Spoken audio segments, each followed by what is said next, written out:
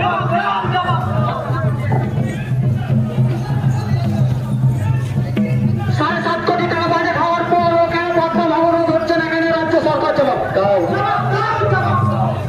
পদ্মা ভাঙন ক্ষতিগ্রস্তদের জন্য বাসস্থান দিতে হবে।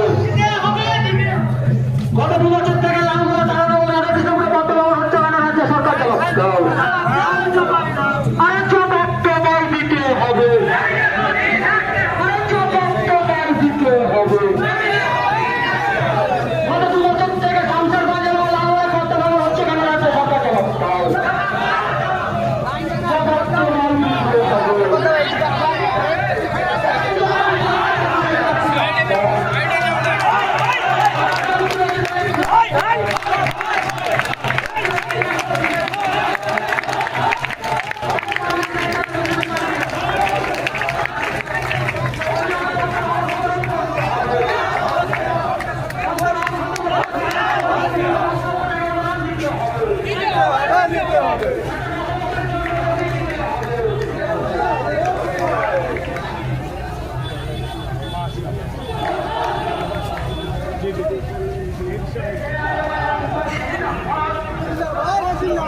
কলকাতা রাজপথ যাওয়া